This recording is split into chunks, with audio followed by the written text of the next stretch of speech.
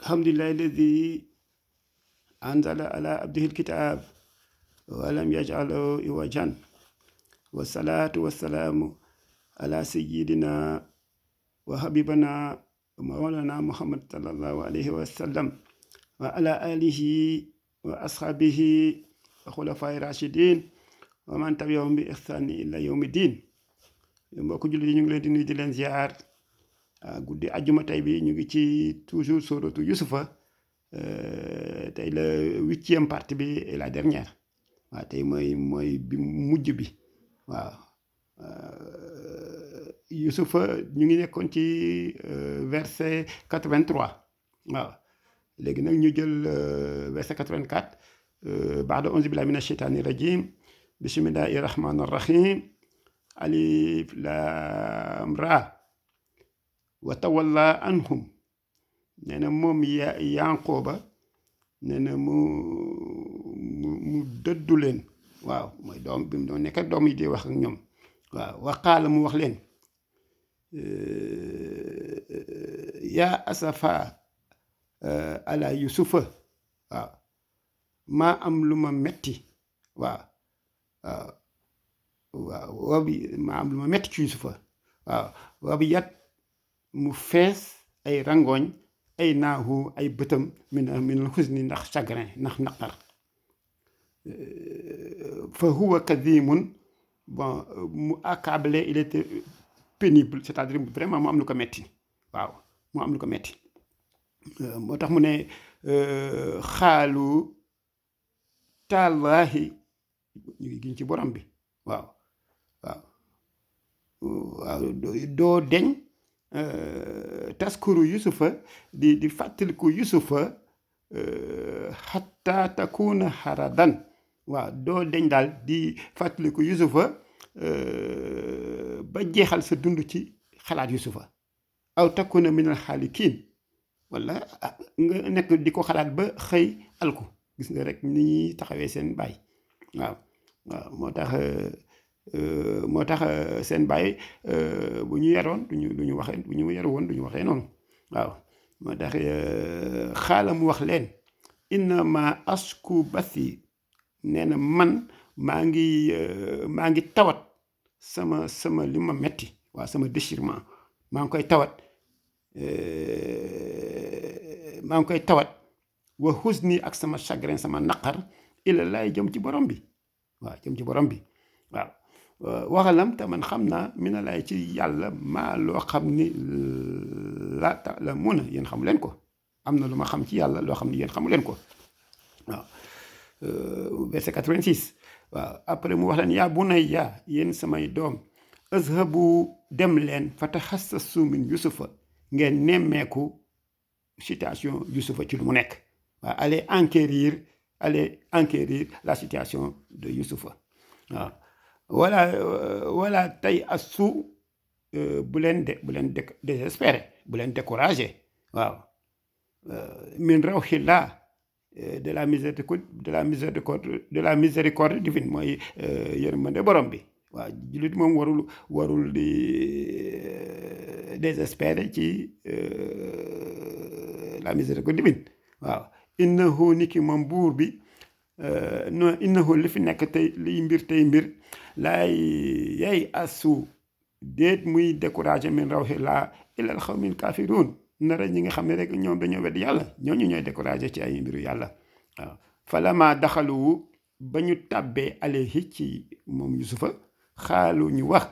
yaa ayu al aziz da ngay gis rek yusufa tamit léegi am na tamit c'est un aziz waaw c'est buur la fu mu nekkoon wax dëgg yàlla parce que tam la mu nekkee woon lu ko neex lay def fu ko neex lay dem ak kenn ko ne déet waaw kon nag buur la woon foofu waaw yaa aziz waaw ñu ngi koy wax yaa aziz massana wa ahlana durru mooy sunu njaboot xiif daf ñoo dab waaw la famine waaw wa jinaa bi daa atin léegi nag dikke nañ la bi daa atin ci ay marchandises mus jaatin ay marchandise boo xam ne amul benn valeur wax dëgg yàlla parce que ñoom yoratuñu woon dara la ñu indi woon amul woon valeur waaw mus jaatin waaw fa aw fii la naa kay la waaw nattal ñu lu mat gis nga ko yow li ngay joxe matul baaxul ba pare ngay laaj ñu nattal lu mat waaw parce que xam na tamit ni ki mu amel affaire borom yërmande la voilà moo tax wa tasaddaqa alayna nga defal ñu charité nga defal ñu sarax rek waaw nga sarax ñu rek dimbale ñuy defal nattal ñu waaw nee na inna laaha ni ki yàlla yajzil mutasaddiqin yàlla moom toujours day fay ki nga xam ni day ki généreux le généreux yàlla da koy fay waaw xaala mu wax leen xal alimtum ndax yéen a ngi fàttaliku maa faaltum bi yusufa est-ce que yéen a ngi fàttaliku naka ngeen demee woon ak seen frère yusufa waaw yusufa wa axiixi ak frère am waaw is antum jaahiluuna bi ngeen nekkee ci rëndam waaw jaahiluuna ngeen nekkoon ci réer waaw xaalu ñu wax ko innaka la anta yusufa xanaa yow yaa yusufa xaala mu wax leen ana yusufa man waaw maa yusufa rek effectivement wa haza axi kii sama frère bi la xat man na laa alayna yàlla xewalal nañu waaw parce que innahu lii mbir tey mbir man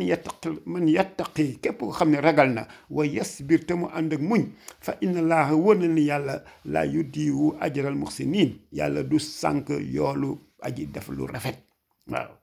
léegi nag ñu ngi reconnaître seen tort waaw tey ñu ngi soog a nangu yàlla subhanahu wa taala dafa seppi yusufa ci ñoom jox ko xam-xam jox ko xikma waaw def ko yonent waaw ñu déglu alxuraan lu mu wax xaalu ñu wax ni taalaahi ñu ngi giñ waaw taalaahi billaay comme ni ñuy defee rek billaay walaay taalaay rek ñu ni giñee ñu nit rek waaw mooy loolu waaw nee na laqad atharaka laahu alayna wallaay yàlla seppi na la tànn la ci ñun in kunna waxtu bi nga xam ne in kunna lañu nekkoon la xaati ina nekk ci loo xam ne du noonu waaw di def lu ñaaw parce que dara gënul ñaaw nga bokk nit benn bàyyi nga attan koo jël dugal ko ci teen attan koo rey xel dañ ko naroon rey mais seen ki gën a mag gën ci xelu moo leen bu leen ko rey dugal leen ko ci teen bi voilà rek te loolu yëpp jalousie waaw par jalousie moo tax jalousie baaxul waaw léegi nag bi mu constaté moom seen état d'indigence mooy misère bi ñu nekkee woon gis na dana xam ne ñii lekkatuñu ba suur waaw ak gêne bi nga xam ne moom lañ éprouvé woon à cause de la disette waaw parce que xiif bu yàgg moom ñàkk bu yàgg ci doomu aadama da koy soppi voilà nekk nag et la pénurie de ressources Youssoupha qui avait mené une vie aisée waaw dafa féexoon moom macha allah et prospère ndax ñàkkul woon dara il fut ému ndeysaan affaire bi jàpp ko entendant leur parole mu déggee seen façon ni ñuy waxee ndeysaan yaram bi daw léegi nag mu commencé di jooy waaw parce que yërëm leen par un effet de compassion et de pitié envers ses parents waaw surtout nag waa juróom yi ñuy bàyyi gannaaw yi mu bàyyi gannaaw ñooñu sax ñoo taxoon muy jooy waaw parce que xam na ni rek situation bii ñuy indi fii waaw ñoom ñu ngay daj lu ko raw waaw xaala mu wax leen laa tasriba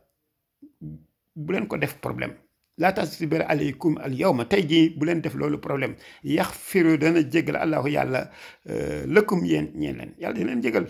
wa huwa te moom arhamur rahimina mooy aji jégalaa koon waaw sa clémence est sans limite et sans borne waaw azhabu dem leen bi xamisi haza mu jël benn chemise am jox leen ko sama chemise bi waaw manteau waaw fal xuuhu ala waji abi nee na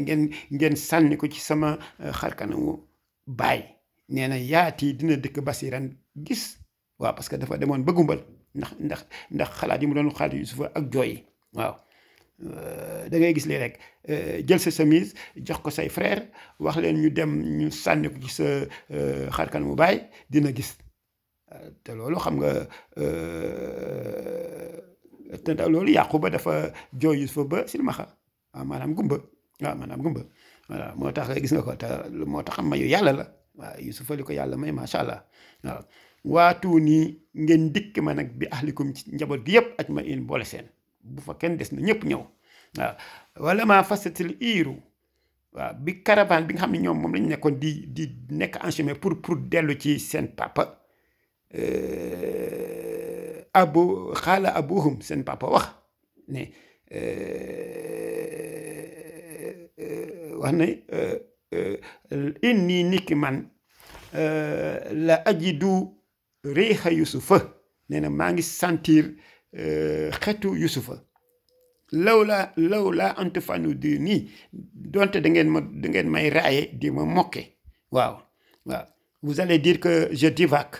bien que je sens la présence de Yusufa waaw ça je la sens waaw nga gis loolu waaw rek moo tax li ko doom yi tontu wolof daana faral di lépp di wax ni xale day yéeg ci lu kawe di seenu du gis dara mag toog fi mu toog di gis lépp waaw di gis lépp waaw di gis lu ne waaw c'est le même cas de figure entre góor gi Yaquba ak ay doomam waaw ñu ngi koy wax xaalu ñu wax ko ni taalaayi ñu ngay giñ innaka niki yow la fi dalaalikal xadim yaa ngi ci sa réer ñoom réer lañ ko jàppe dañ ne seen papa dafa réer parce que am ay doom choisir ki gën laa neex ka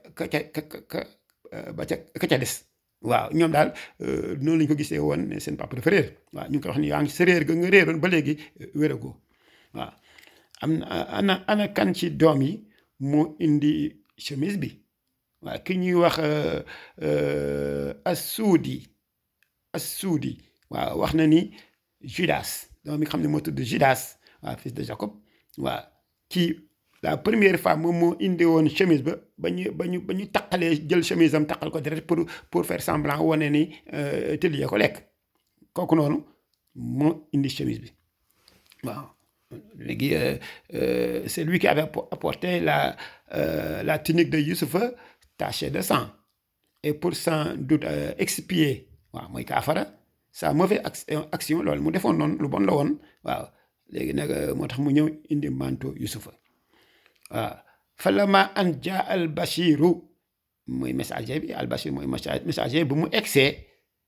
alxaahu mu jël manteau bi sànni ko ala wajhi ci xar kanamam far tadda basiran mu dellu si waat di gis comme ni mu doon gisee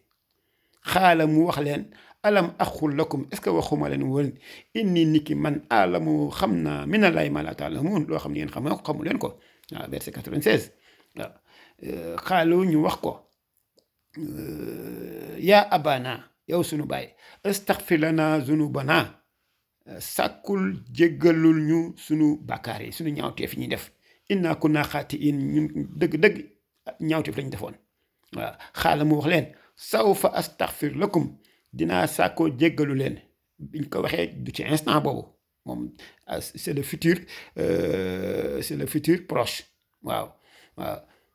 dinaa sàkkoo jéggalu leen borom bi innahu niki moom huwal ghafurur rahim mooy aji jéggalaakoon rahim aji yërëm bépp mbindeef bu ko soob waaw bi ko doom yi waxee ñun nag buur bi yàlla jéggalul ñu ko dafa leen wax ni waaw sawfa xam nga sawfa c'est dans un futur proche waaw mooy Ibn Mas'ud radiyallahu taala anhu dafay wax ni moom nii la commenté verset bi dafa yéexee njéggal bi nga xam ne moo la war a jéggal ci seen borom daf ko yéexe ba fajar waaw moom xam na ni xamoo na ni waxtu bu bari bu ñuy nangu ñaan la waaw fajar waaw moo tax mu wuyu la waaw nga woo ko ci instant ba mu wuyu la waaw waxtu fajar moom avant fajar fa lama daxalu bi ñu tàbbee ala Yusufa ñëw ci Yusufa ñoom ñëpp la famille entière awa ilayhi mu dogale leen waaw abawayhi ñaari waajuram waxaala mu wax leen udxulu misra waaw dugg leen misra waaw dugg leen misra waaw incha allah aminina te vous serez en sécurité waaw wa rafaha abawayhi mu jël ñaari waajuram alal arshi mu yégal leen ci arshi bi mooy gàngu naay moom la wolof di wax gàngu naay c'est le trône waaw wa xarru ñu sujjoot lahu sujjadan ñoom ñu sujjoot mais fii da ngay comprendre ne papaam ak yaayam sujjootu luñ ko waaw mais frère yi ñoo ko doon sujjootal waaw parce que reconnaître nañ tey jii nii yàlla tànn na ko par rapport ak ñoom waqaala mu wax leen waaw yaa abati yow sama baay haada taawilu nee na lii mooy histoire bi nga xam ne ruya taawilu ruya mooy gént gi lii mooy expliqué tey jii nii gént bi ma géntoon min xablu ci njëkk xad jaalaha rabbi xaqan yàlla def na ko mu nekk dëgg waaw c'est-à-dire yàlla dëggal na ko waaw innahu waaw waaw yàlla defal na ko yàlla dëggal na ko waxat axsana bi te yàlla ne dafa il m'a témoigné une grâce infinie mooy yàlla defal na ko xewal gu bare wax dëgg yàlla waaw is axarajani bi ma génnee mina sijni ci kaso ba waaw bu ma génnee kaso ak ba léegi nii xewal yi ñu ngi dàqante wa jaa bikum minal badwi waaw te waaw te wa jaat dikk na bikkum ci yéen minal badwi à travers le désert ngeen traversé désert bi pour ñëw fii pour ut pour ku nekk ut lu muy am waaw min ba'di an nazagha sheytaan waaw nee na waaw c'est-à-dire wa jaa bikum minal badwi min ba'di an nazagha sheytaan bayni wa bayna ixwati mooy c'est-à-dire c'est Satan qui a jeté la discorde entre mes frères et moi waaw seytaane moo def loolu waaw ba li tax mu dugg prison moom lay expliqué nii waaw frères yi dañoo ñoo li tax mu dugg prison frères yi la waaw nee na inna rabbi wana ni borom bi latifun ku oyofal la ku bari ñewante la li ma yashaaw ci képp koo xam ni soob na ko innahu ni ki moom borom bi huwal alimul aji xam seeni mbir la waaw ki denc kumpa la alxakim aji tëral bépp mbir fu mu yelloo tëdd waaw wax naa rek dafa mel ni c'est la fin d'un épisode avec beaucoup de rebondissements à couper le souffle waaw dañuy wax rek ni li ñu jàngat ci saar bi war na bari waaw yàlla subhanahu wa taala may ñu fekkee tal dégg ak topp ndax dégg ak topp yombul waaye